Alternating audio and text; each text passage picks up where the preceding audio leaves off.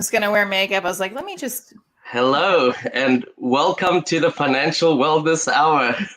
I am your host, Hirsch Serman, and I am thrilled to have you here today on WGSN-DB Going Solo Network. This show is for those wanting to learn more about creating financial wellness, and we will be taking different life cycles and exploring them financially and emotionally, because personal finances usually are not about the money, believe it or not, rather about the emotions that are associated with your finances. We're going to take different life cycles, learn how to prepare for them, thrive on the other side. And although each show might have a theme, I can assure you the financial strategies that we talk about are applicable to many situations that you're going to be facing. Although we may be fairly general in our discussions, we would love to hear from you. To make it a little bit more personal and more relevant, we would love you to call in, or you can reach me through my website. It's lifecycle.financial. That is lifecycle.financial. Going solo can mean different things to different people. It can mean going through a divorce, death of a loved one, perpetual bachelorhood, and I'm sure there are many others as well in how you can look at this. We plan on covering all of these and more, just not in today's show. So please do continue to listen, tune into future shows as we cover other topics, and please share your thoughts of what you'd like to hear about so that we can make it more personal and more interesting to you. Today, we're going to focus mainly on divorce, how to prepare for it, how to thrive beyond it, but more specifically, how to be a single mom succeeding. We are navigating unprecedented times, and understanding how a divorce can impact not just going through the divorce, but how it can impact you after as well is vitally important. So they say that laughter is the best medicine. Well, we have a pharmacy full of laughs for you today. No pressure there. My guest today is a comedian and a performer. She has taken the trials and challenges of divorce and devoted herself to helping others heal and to move forward through humor. Michele Traina is the creator of the Diaries and Healing Through Humor, as well as other programs. Welcome, Michele. I am thrilled to have you on the show. Thanks, Hirsch. I'm so excited to be here, using humor to spread the joy during this pandemic. We've actually been on a podcast together. We've shared a few emails and a few conversations. And I just had to get you on the show, so I really am thrilled. I think there's a lot that we're going to have fun with. But I'm going to start with a little bit of a more serious, severe question. I'm going to jump in right away with a big question for you.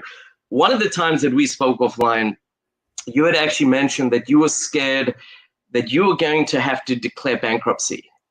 Going through a divorce, that's more than enough stress that anybody needs to begin with, let alone looming over your head a bankruptcy on top of that.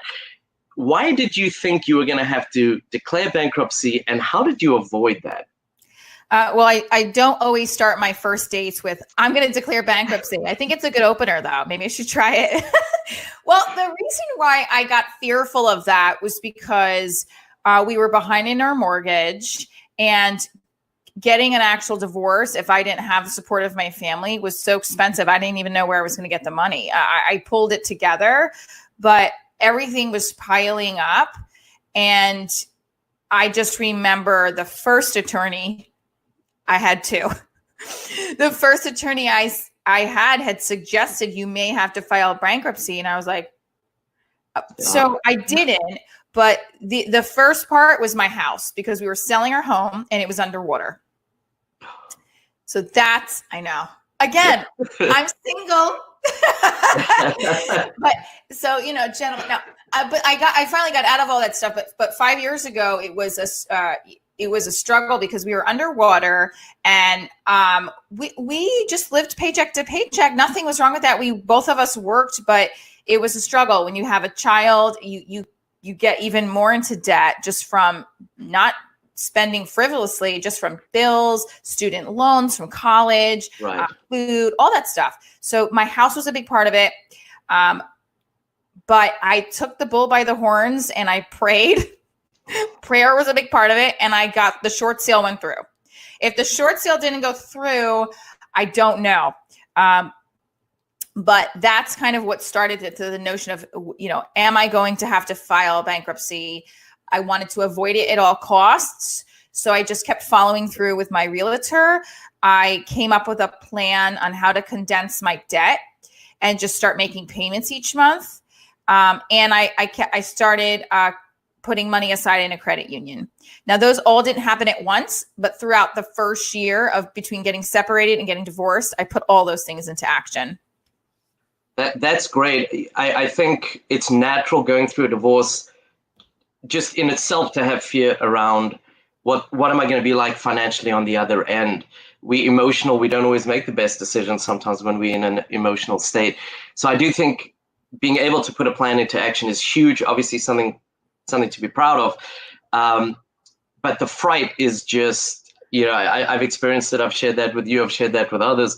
The fright of everything happening, the uncertainty, the unknown, and debt is another big one, especially not just having your house underwater, as you had said, but if you're carrying debt with that as well, it's something else that can be very scary with that as well. So the fright of that, anything you want to share about managing the fright of that and the emotions around that you did? Because obviously you went into action, which is kind of the opposite of what most people do when they're in an emotional state. Yeah, I went into action, but I also cried a lot. Okay, well, that's an action. I'm a performer, so we're emotional, we're in touch, and I essentially went right into writing and creating. I didn't start Divorce Diaries immediately, but I just felt like I needed to do something with what was going on. It was crazy, and I handle it by just going to therapy. Big advocate of therapy, yeah. And a big part of it was doing what I love. If I was at a position when I first got divorced, I got this position for a performing arts organization, which I thought was going to be right up my alley. But the position was more a desk position, and I should either be on a stage or in a classroom. That's what I realized from that. Right. I was sad, and I was like, if I'm going to go through a divorce and I'm not going to be super thrilled about this job I just got, something like I need to figure it out, because then I'm really going to have 90% of my day stressed out. And I just took a position that was a part-time theater teacher position, and I taught at other places to substantiate. And I was happy at work. And for the most part, I was really happy at my job, teaching theater to early childhood. I was teaching theater in a college. Even though it was chaotic, it helped the process. And having my parents that love, and my uncle, they were supportive and loving. And that if I didn't have that, it could have been a different situation. It definitely could have been a different situation. Those helped. And then, of course, my work to me is what helps me through a lot of things. So that was a big component of it. Comedy.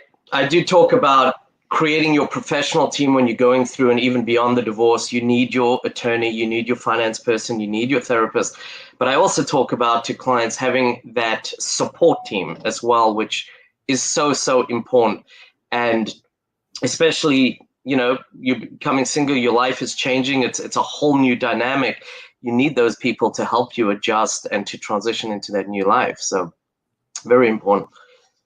I'm sure that people, it's not uncommon. There have been news reports and more that, single people are often taken advantage of. I think it's less today, but it's still definitely happening. And people try to take advantage sometimes of somebody walking into a car dealership, which is kind of the classic example. A single man versus a single woman, very different. Yeah. You've actually lived this exact example firsthand. And did you realize ahead of time this was going to be happening? Did you prepare ahead of time? What would you do differently? Can you share that story? Because I think that is a big learning experience obviously for yourself, but for others as well.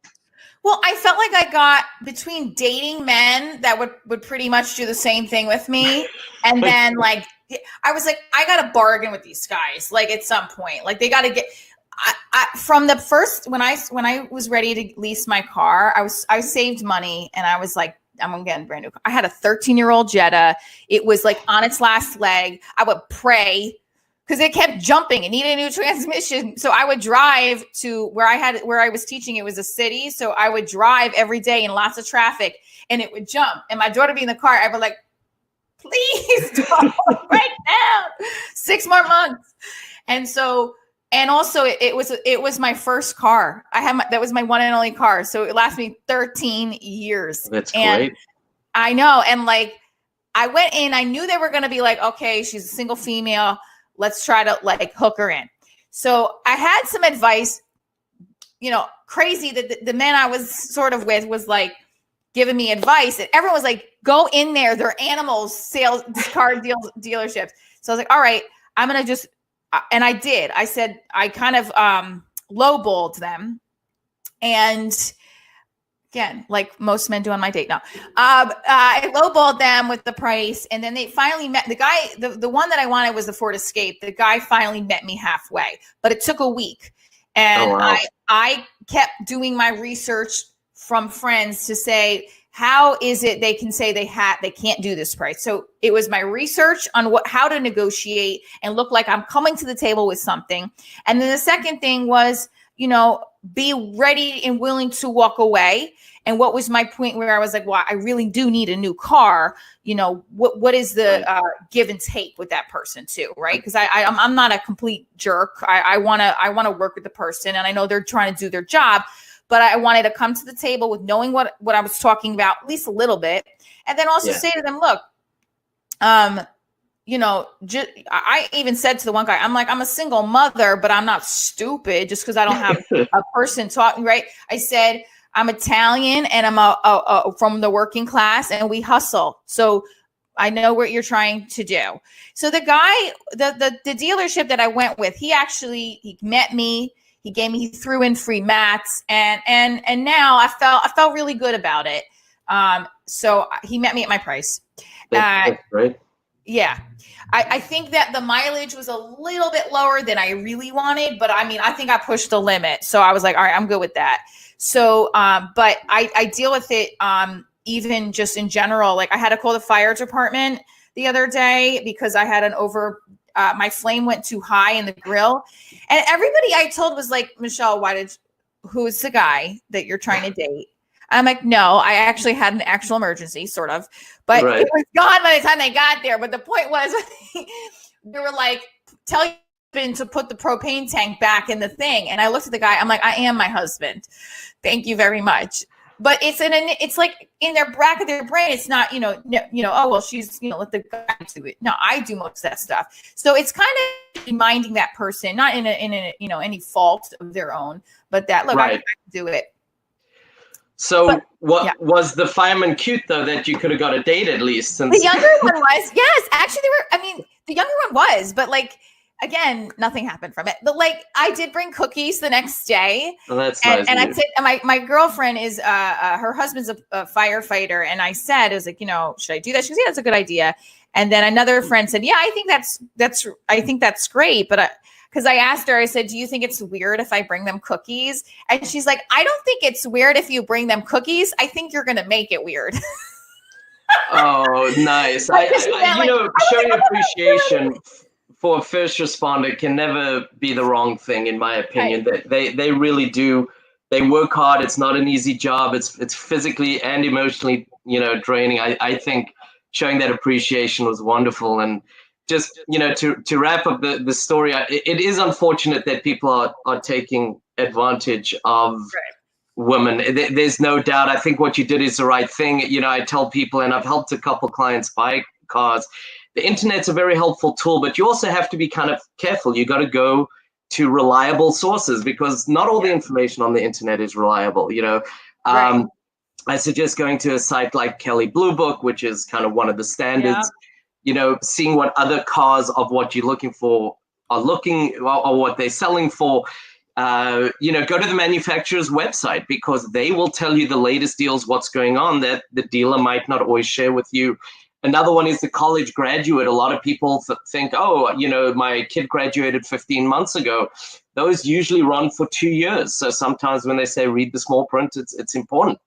Married couples tend to divide and conquer responsibilities. Men and this is just what I've found through working, for the last 5 years with people. Men tend to do the finances. Now, I will say it doesn't mean they do it well. They weren't born with a calculator. They had to learn it, and they didn't always learn it well. It's not the kind of thing that's taught in school, or, not even the thing that parents generally teach their kids. When you were married, did your spouse, your husband, handle the finances? Was it difficult to take them on and adjust like that? So when we were married, we kind of kept separate with our bills. He paid his bills, I paid my bills. And we combined our PSE&G income in our cable. So utilities, cables, things like that. Okay. Utilities, cable, and the mortgage. And so right. I took care of the payment. Interesting. I think sometimes men, and the thing was, my mom did the same thing. So I don't know if that was inherited, but right. I took care of it. But I have dated men since divorce that will take care of it when I'm out with them, so you could tell, like, if I were to be with them, they would want to handle finances. When I want to handle it, just based off of my experience. Also, though, but with my ex-husband, when we first got married, he invested in some stocks and made us some money, and then we bought our house. So that was helpful. But after we were going through divorce, everything was like a battle, the two of us. So it was becoming kind of hairy, and thankfully everything worked out okay, and we've moved on past that. But when we were married, we didn't even have a lot joint together. It was really just utilities and a cable in the house. And the house was a big item. Because it is a big item. Upkeep of a house. Yeah. I mean, there's a lot of things that go into that. So, right. So how did you learn that? I mean, originally, how did you did you wing it? Did you turn to somebody? Combination of the two? How did you get up to speed? Stupid on my end. I should have done my own research. I shouldn't say stupid. I want to always do my own research instead of, even if I'm madly in love 10 years from now, and the guy's like, let's buy a house together, I'm going to do my research and really think on it, because I wasn't with somebody else's. They know on his side, like a family member who they do know what they're talking about, but we went with the family member's realtor, and I just feel like we didn't get a good deal.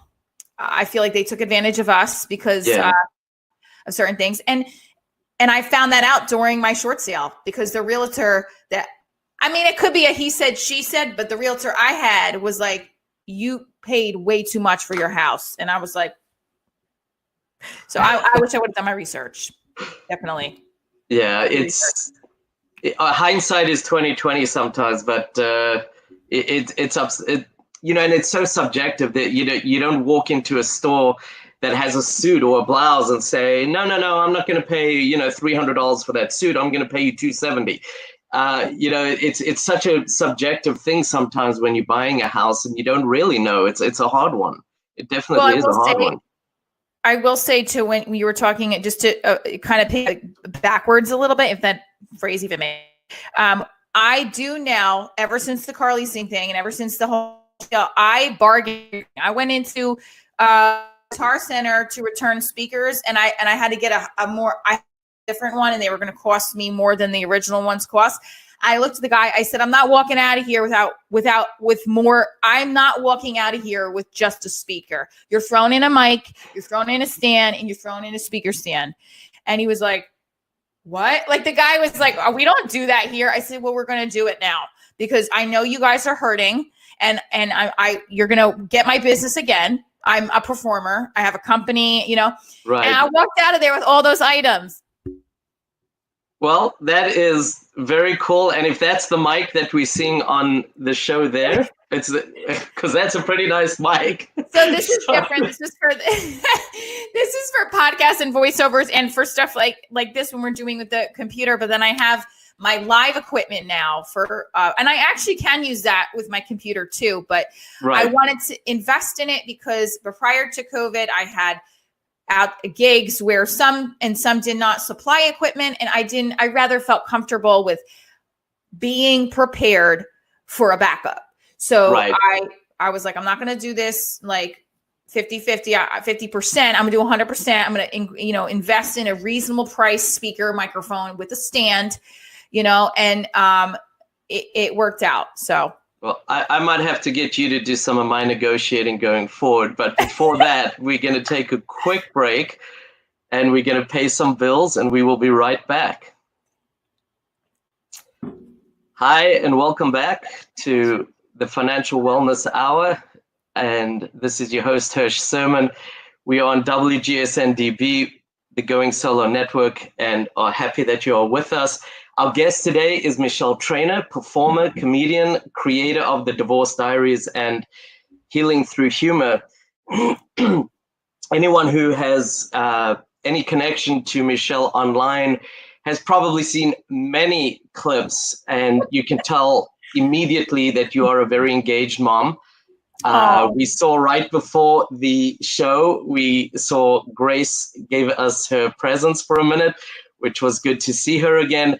But between making slime, your kid time, putting on shows and traveling, letting your 48-pound daughter hug the bed, that's from one of her clips. That's why I'm saying that. Yes. How do you balance making slime with your daughter, traveling, your parents, time for yourself? How do you balance all of this as a single mom succeeding? That's an awesome question. And actually, I just want to call my daughter's name because she's awkwardly and uncomfortably quiet. Grace, are you okay? Okay. I got scared. I was like, why is my child so quiet? So how do I balance? It's been finding what I do to self-sabotage and nipping it in the bud. That's been something during the pandemic I have noticed. I was like, you're self-sabotaging. And I used to think I don't self-sabotage. I'm always working. I'm always driven. But by self-sabotage, I mean anything that veers me off task, I look at it, I acknowledge it, and then I try to figure out a way around it. So every morning, so I create lists. A big female woman thing. I feel like women do that. We create lists. We like lists. Makes us feel comfortable and secure. But I also, big thing is my short-term and my long-term goals, right? And make sure that I align my weekly goals up with those goals. Now, I don't always get those done, and I have to kind of write a wish list. This is my wish list for one day to get done. Then I have in the back, this is just scribble, but I have what's reasonable to get done because only maybe one of those things I can get done. But if that one thing has got to be the top priority, right? And then all that, the main thing is I create, so aligning my short-term and my long-term goals with my daily goals, right? Creating lists, making sure I have a structured day for myself and for my daughter. But inevitably, something that's like tangible for someone else to take from this conversation is I think of the top 3 things that fill me with happiness that I want to do on a daily basis, right?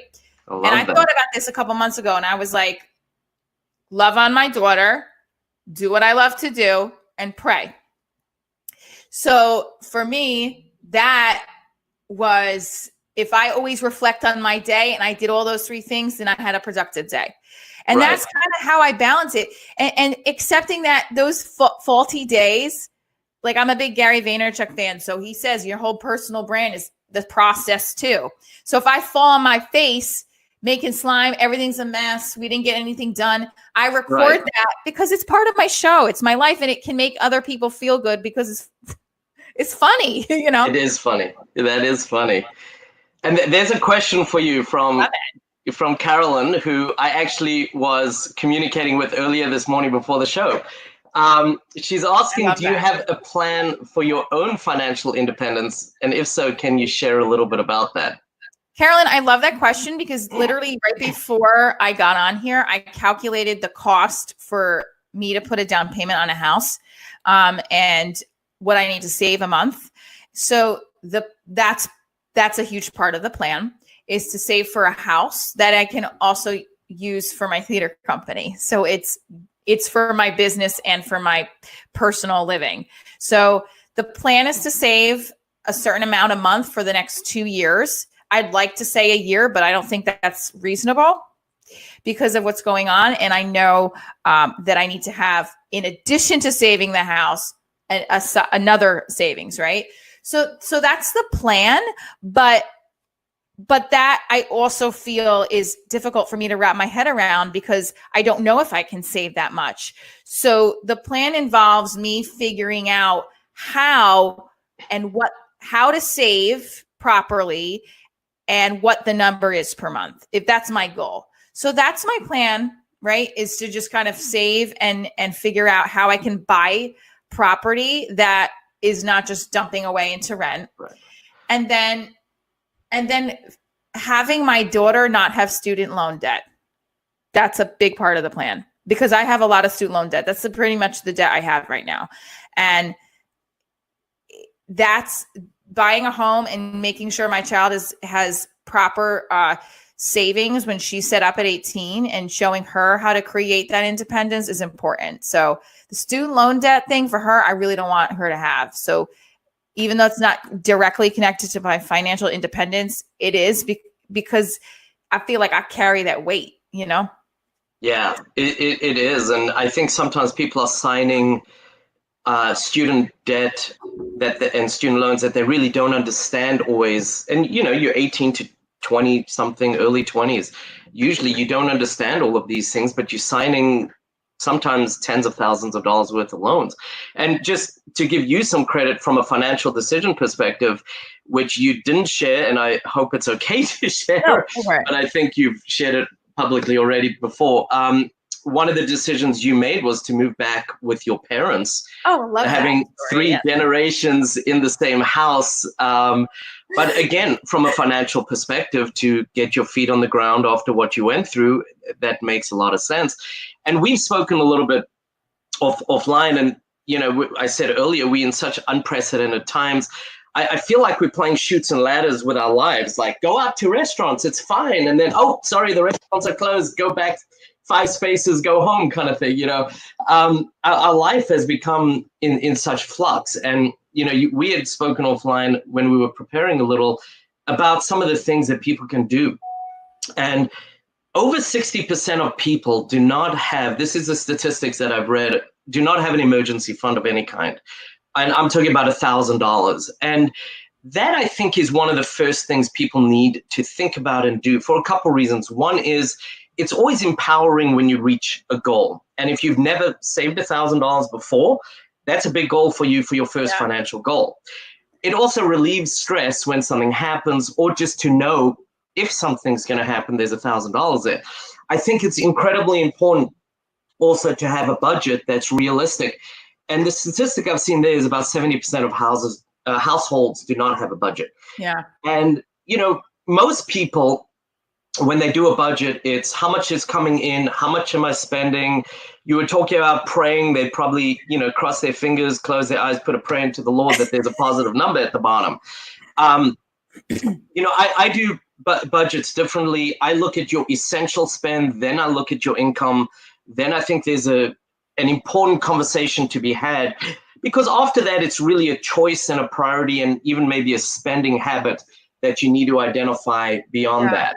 And I'm saying you need to live life, but you need to live it, with thought and kind of deliberately as well. I would say any budget is an important thing to have. It helps you. I don't think you have to track every penny that you spend necessarily, but you get a feel for what can I afford. You get a feel for, am I living, within my means? Am I, and the security of that. And the other thing I would throw out is with COVID, there are such changes in behavior and spending habits. Maybe you went out twice a week for drinks with friends or whatever it would be. We're not really doing that anymore, but now, are you spending your time online? Am I spending online buying things, or am I spending online like learning a new language or something productive, or reconnecting with friends?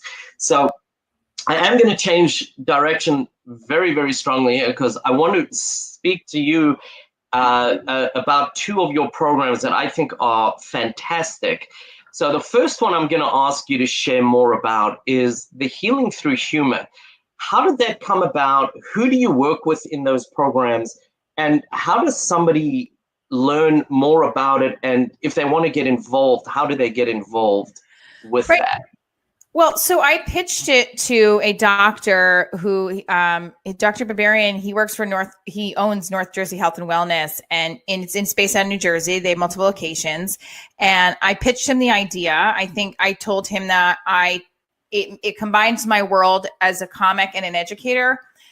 Right. What I have been doing with kids in the classroom is using humor and theater to make them feel good about themselves. And then in turn, they also create their own bits, whether it's a performance or whether it's during an activity. And in turn, it makes them feel good. And it allows them to use something that could be a challenge for them, whether it's a behavioral issue they're having, or whether it's a habit they tend to do. They use that through this comedy or this humor exercise in a way that's productive.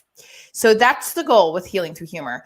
With the adults, when I pitch it to him, he's like, this is great, let's do it. And I started doing it in January. I paused for the last month just because of everything that was going on. Sure. We were doing virtual sessions, but a lot of the patients were like, I really want to do it in person. So I'm going to actually start it up again, but we're going to do like a socially distant park Healing Through Humor maybe, or even maybe virtual again.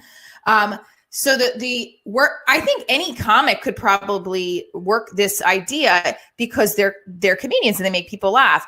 But what I decided to create for myself was the role of educator and comic, and how I can give somebody an exercise to do even without me. And it will essentially make them feel better, less anxious, less stressed out, less sad if they went through a breakup or lost a job, because it helped me. And it came from different things in the classroom as a teacher that I've done throughout my pedagogical practice.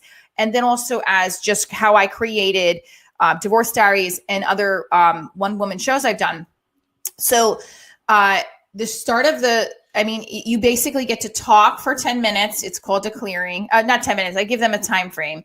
And then we create improv scenarios based off of challenges they're seeing, things that frustrated them, or it could be an experience that they're going through, whether it's trauma or whether it's it's a disorder. So North Jersey Health and Wellness is one place that I am a humor coach out of, but then I also just run sessions for anybody who's interested. I've produced the program through different libraries in the tri-state area. I've had clients, virtual clients actually, all over the country, a couple in Alabama and one in Washington State, one in California, because they met me through Divorce Diaries, and then we just stayed connected. Yeah, I love Healing Through Humor because it's really the idea of just finding your life experiences, finding a way to help others and yourself through the humor in it. Right. So something I meant to ask you earlier is to share how people can get in touch with you, and then I will ask you a few more questions because I've got a lot more to go. If you're looking to set me up, no, I'm just kidding. We were talking before offline about the Divorce Diaries turning into a matchmaking event for friends that come to my show now. I've been getting I'm so thrilled. They're meeting other singles and connecting. I was like, see, Divorce Diaries gets people married. Yeah. This is why everyone should go to it. Just tell him to bring a friend. Bring a friend. So divorcediariesshow.com, micheletraina.com are two main, my website is micheletraina.com. But you can also go to divorcediariesshow.com. That will lead you right back there. All of my social media is the best way to contact me. Instagram is the biggest one. Divorce Diaries Show on all of them. TikTok, Instagram, Twitter, Facebook. Plain old email, divorcediariesshow@gmail.com. I also had a text, but I paused on that. But I'm going to go back to the text. You can text the number for Divorce Diaries Show. Right. Okay. I forgot the number, but. Coming back to the Healing Through Humor, I'm not sure if it's connected but I know that you have an inclusion theater where you work with kids with special needs. Yep. So Propbox Players is a theater company I started in 2013. And a year later, I changed the mission to inclusion theater because my daughter was had to go for early intervention services because she wasn't speaking. And in addition, she had developmental therapy too. So she had delays. She's on a normal range now. She does have an IEP, only because I push for things for her because she needs OT. She needs sensory based things to regulate her emotions, which is why if I can bring out her later before we say goodbye and do slime, we play slime. We literally have 20 containers of slime. So Prop Box Players is kind of the healing through humor concept for children, for families, but also the big proponent of it is using theater comedic pieces to, excuse me, I'm sorry, I said that wrong. Using theater as a learning tool for kids to be able to do start to finish things on their own and feel productive. Whether, that's part of the idea of Prop Box, and it is inclusion based. So it's kids with or without special needs.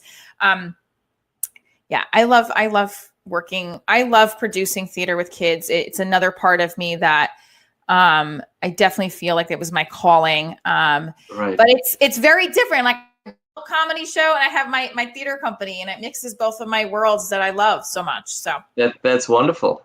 And I mean, personal experiences are just such powerful motivators for us. I've shared the reason that I do the work I do is because of my life experiences.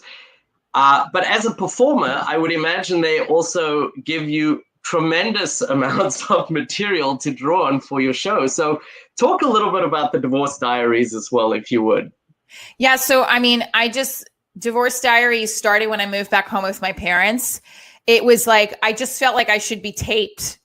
Like someone should just wake up with a camera and be like, oh my God. Because it wasn't that it was a train wreck, but people watching at home be like, oh my God, she's living with her grandmother too, that doesn't want to wear a diaper. And because my daughter was potty training, my grandmother's potty training again. I have a handicapped dog I had to move in with. My dad and my mom are downstairs. I have my twin brother. I was like, this is the Italian Addams family. And then I was going on dates, and I would be in the car afterwards saying goodnight. And my dad would turn on the light and say, Michelle, what? Like, who's out there? I think he yelled one time, like, who's out? Like something, he thought there was somebody out there. I was like, it's me. But I will never see that guy again, even though he was my future second husband, but it's okay. So it started with that. I felt like it needed to be, I always felt like it needed to be a series. I hope someday it will be on a network, but eventually it turned from a one-woman theater piece to a comedy show. It used to have other comics on it. And then I went back to the one-woman structure because I felt like it was veering off the track that I originally wanted it to be on. And I do stand-up, improv, and sketch. And it really centers around my divorce journey because I felt like it's authentic to what I've always done in theater is I always create from my life. And I establish if I'm playing a character, I take from my life, like most performers. Right. And if somebody could watch my show and feel comforted and feel motivated to go out and do something productive with their sorrow and their pain, then I feel like the show has accomplished a lot. So that's kind of the goal and message with it. So they do say the show must go on and not even COVID is stopping you. So how can people tune in to your show or any of these things of late so they can get involved? So Divorce Diaries is virtually, it was every Saturday. And now that things have opened up a little bit in the tri-state area, I just did a first social distance performance in Jersey City at Homegrown, new craft bar, because they have outdoor seating and outdoor patio. Right. So there's more dates in August that I'm working on, but for now they can tune in every other Saturday. There will be this coming Saturday, there will be a virtual edition. So you can go to divorcediarieshow.com and you can find the link to register. It's free. I have had law firms sponsor the show, so it's awesome. You can just come in and just check out the show. Also, every Monday and Tuesday night, I do a live stream at 10:30 p.m. on Divorce Diaries Show YouTube. It's all new stand-up material. So it's not the full-blown show, but I just do a whole bunch of new material and chat a little bit, late night chat. And I'm going to ask again before we wrap up, how can people get a hold of you? You've got a few different platforms, but share them, will you? So Divorce Diaries Show on IG, Divorce Diaries Show on TikTok, Divorce Diaries Show all the way on Facebook and Twitter. I'm on Reddit too, but I haven't quite figured that one out yet. And then you can just go to my website too, divorcediaryshow.com, or email me, divorcediaryshow@gmail.com. Always add the show at the end. There's like other Divorce Diaries things out there, but I've copyrighted my show, so I'm safe. Great. So, I mean, I can tell you on the finance side, it's very easy to complicate things and take a situation that doesn't always have to be. Michele, thank you for sharing your experiences, your insights in how to be a single mom succeeding under any circumstances. It's not easy to be a successful parent, let alone all the things that you've shared, 4 generations in a house and all the rest that has happened. So thank you very much for being on the show. Thank you so much for having me. Absolutely. I'm Hirsch Serman, your host of the Financial Wellness Hour. Please reach out to me through my website, lifecycle.financial. That's lifecycle.financial. I'd love to hear what you would like to learn about on the show. So please do reach out, whether it's questions for me or for Michele Traina, our guest today. And I look forward to you joining me on my next show. Thank you so much. Have a great week. Bye.